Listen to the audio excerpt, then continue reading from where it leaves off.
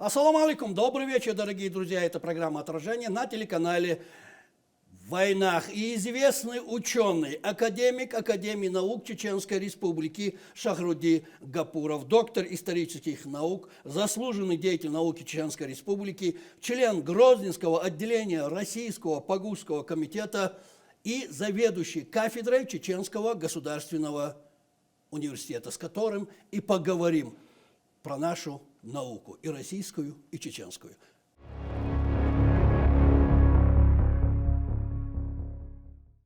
Маршал. Да, маршал. Я знаю, у вас очень много званий. Нормально. Нормально? Ничего не пропустил? Нормально. Тогда, переходя к нашему разговору, в этом году российская наука готовится отметить значимую дату. 302 года со дня издания указа императора Петра I о создании Петербургской академии наук. Правильно? Да. 8 февраля 1724 года, если я не ошибаюсь. Да, да.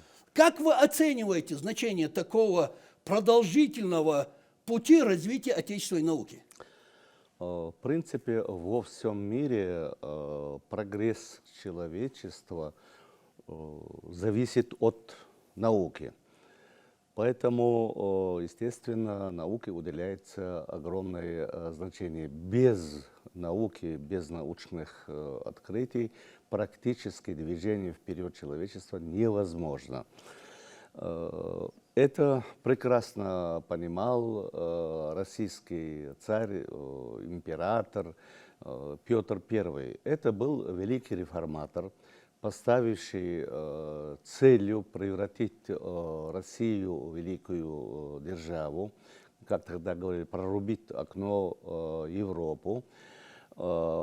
И для этой цели он решил провести огромные реформы в России. То есть фактически он создавал новую Россию. Но он прекрасно понимал, что вот эти грандиозные задачи, которые он поставил перед собой, создание новой России, невозможно без науки, без научных открытий. Прежде всего, одна из главных задач, которые он поставил, это превращение России в индустриальную державу, современным языком говоря, а так развитие российской промышленности, прежде всего в Сибири. Но для этого впереди всего этого должна была идти наука, которая и облегчала бы этот процесс, и указывала бы дорогу. Поэтому Петр I и издал этот свой знаменитый указ о создании Российской академии наук. Российская академия наук прошла славный путь. Были огромные достижения. И после Октябрьской революции в России науке придавалось в Советском Союзе огромное значение. Даже в тяжелейшие годы Великой Отечественной войны финансирование Российской академии наук и научных открытий всегда было приоритетным, на одном из первых мест. И ведь очень много великую победу над фашистской Германией внесли советские ученые. Достаточно указать даже на то, как создание «Катюши». Это мы сегодня видим на СВО наши реактивные действия реактивных установок, а это первая реактивная установка, созданная умом и руками советских ученых. Естественно, что Российская академия наук играет и сегодня важную роль в тех экономических, культурных процессах, которые происходят в нашей стране. И не только. Да. Я бы подчеркнул.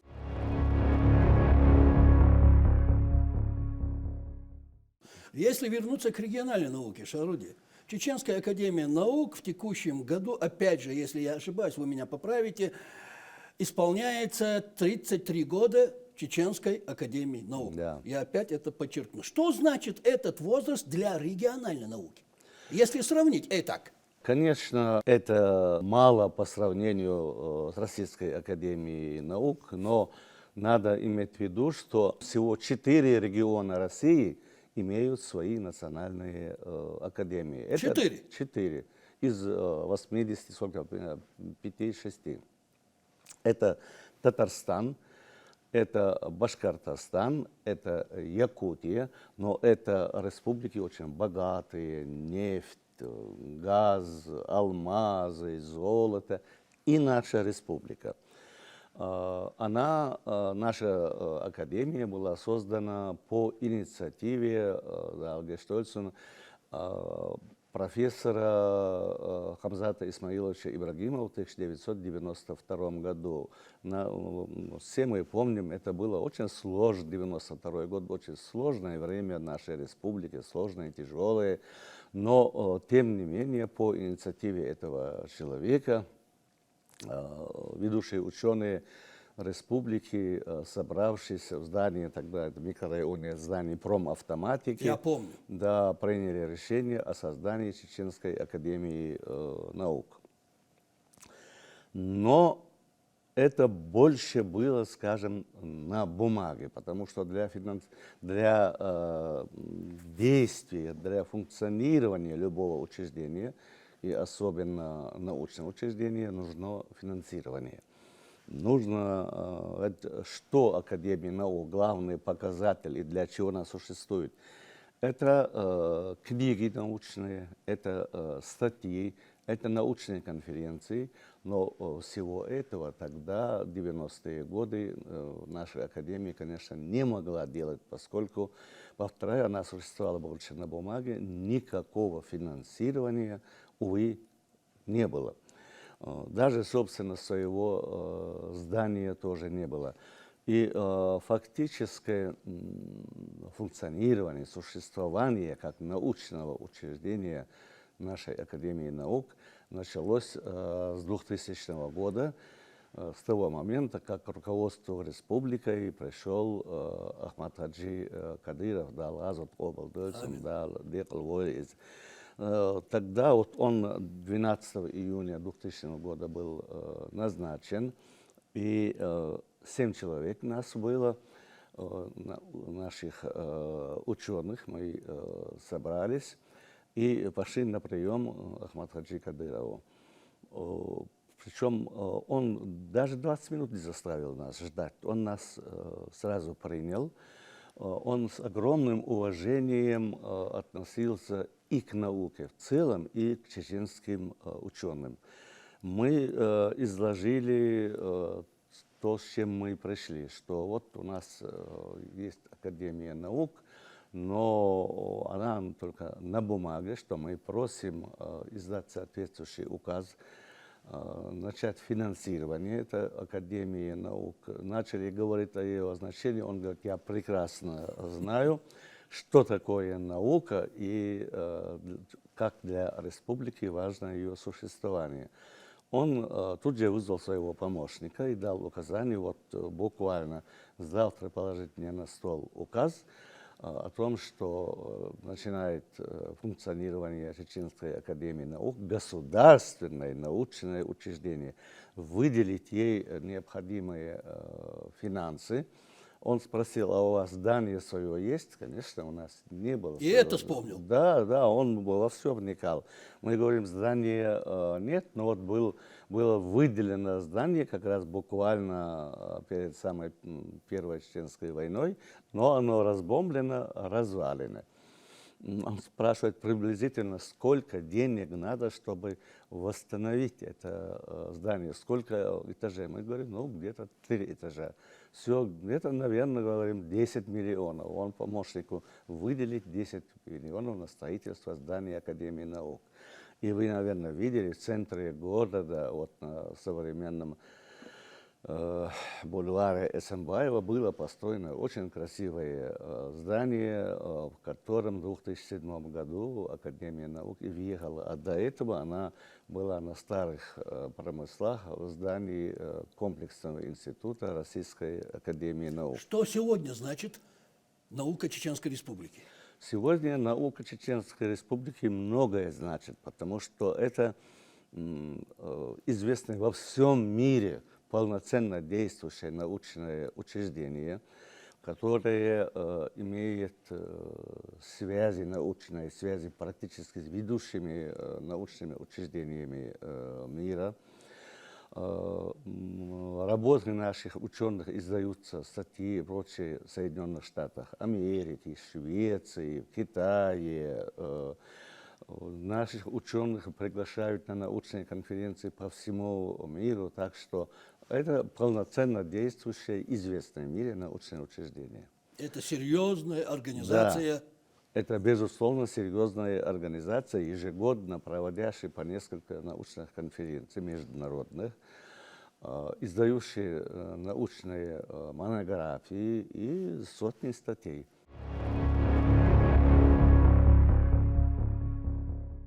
Шахруди, и тут тогда такой вопрос. В чем заключаются отличительные особенности академической науки Чеченской Республики по сравнению с другими регионами?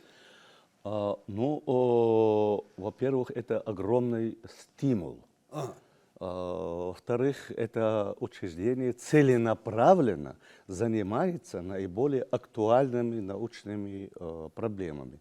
Да, есть вузовская наука, это преподаватели вузов наукой занимаются, но в вузах главная задача – это обучение студентов.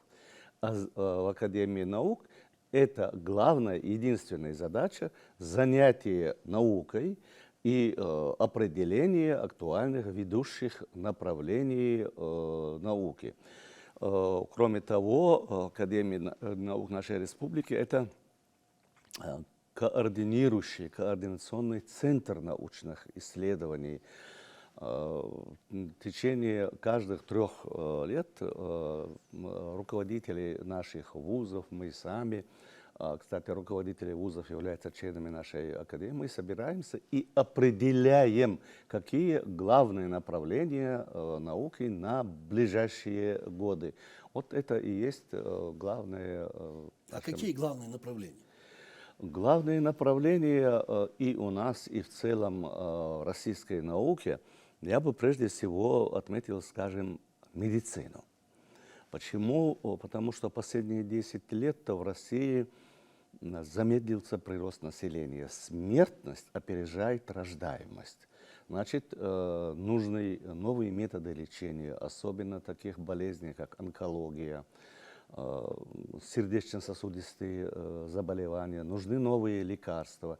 В этом плане работает и вся мировая наука. Мы постоянно слышим, вакцину от рака изобрели. Вот и российская наука очень много работает в этом направлении. Кроме того, очень важно, конечно, авиастроение. Ведь, скажем, в советское время, когда, как я говорил, российской науке придавалось приоритетное значение, было огромное финансирование, авиастроение Советского Союза было одним из лучших в мире.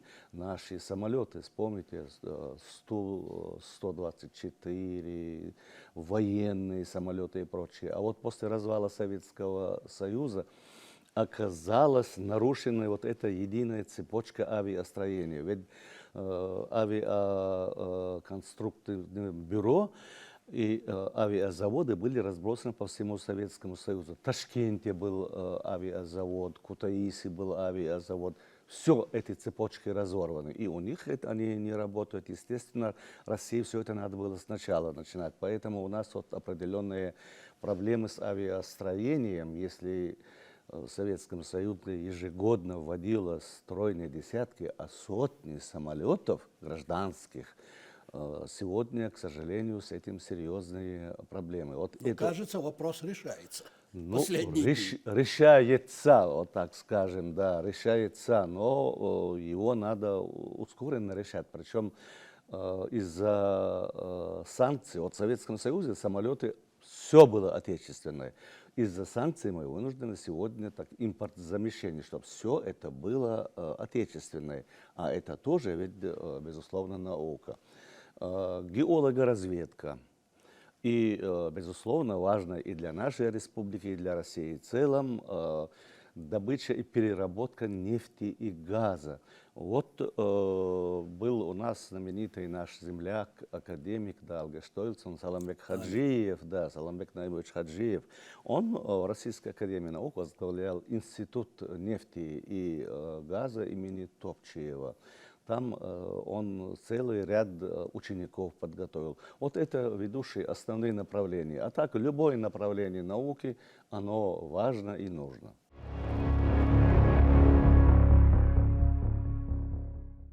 Хорошо. Насколько тесно, по вашему мнению, Академия наук Чеченской Республики связана с российской наукой в целом?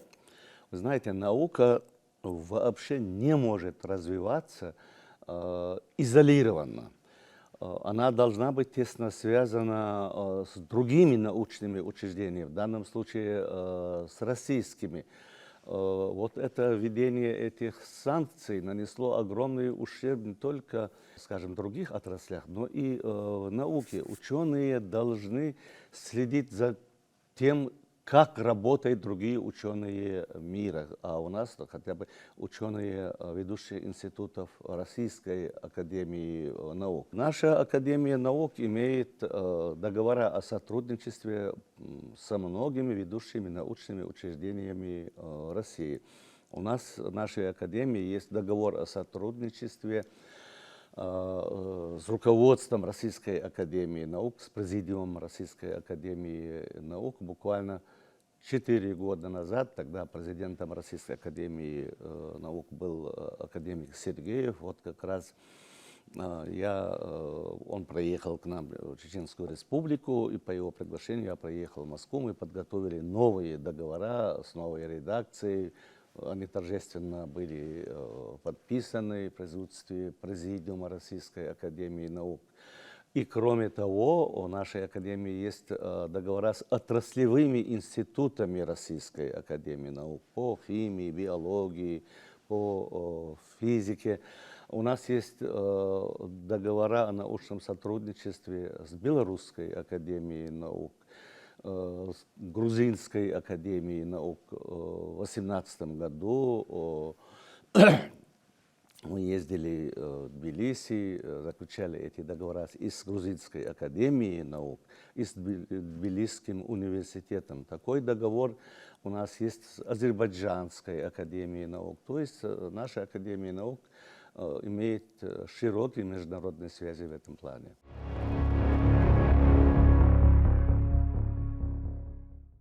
Шахрудин, можно ли утверждать, что члены Академии наук – это ученые, которые не только влияют на ход развития страны, но и берут на себя ответственность за это развитие?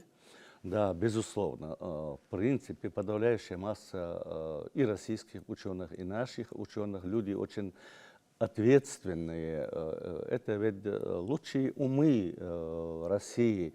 Понятное дело, что они и предлагают свои варианты развития науки, то, что им видится в первую очередь, что нужно делать. Поэтому я думаю, что российские ученые и ученые Чеченской Республики вносят весомый вклад в развитие нашей страны. По вашему мнению, опять же, какие существуют способы сохранения истории науки Чеченской Республики и признания вклада Академии наук Чеченской Республики в отечественную науку, в российскую науку?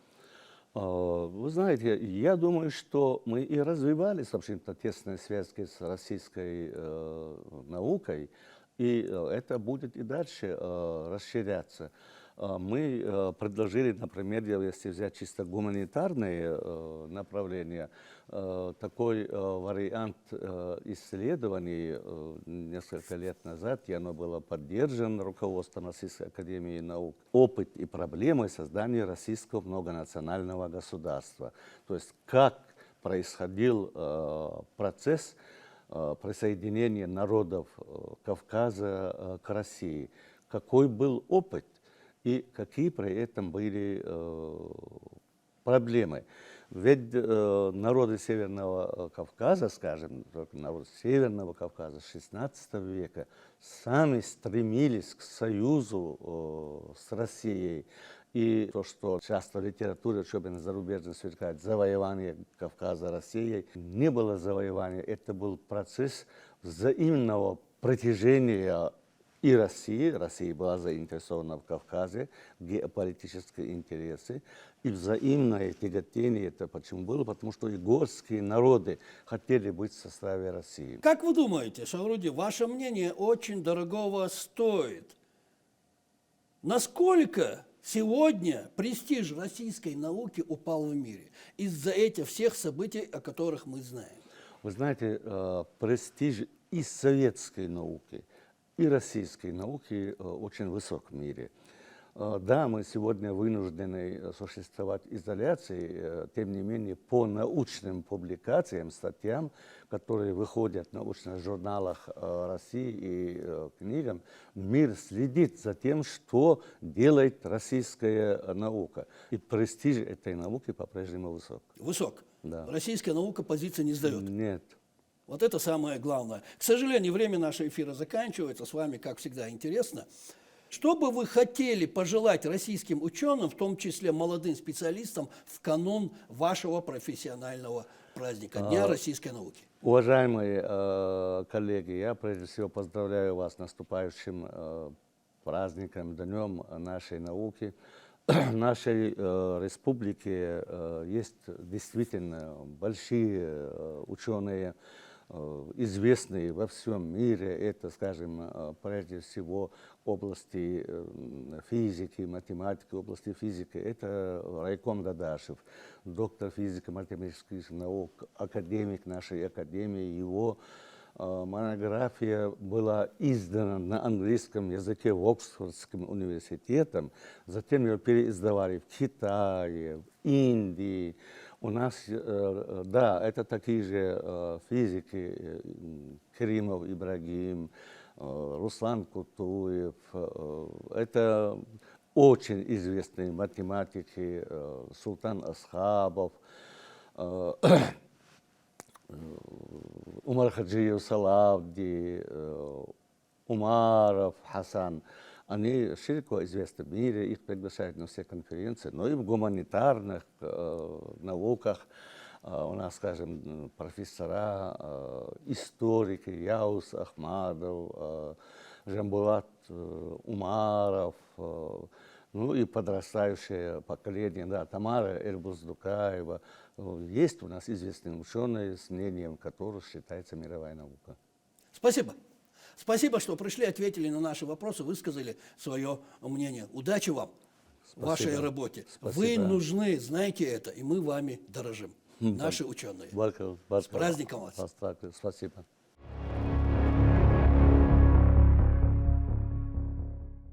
А на сегодня это все, дорогие друзья. Это была программа «Отражение» на телеканале «Войнах».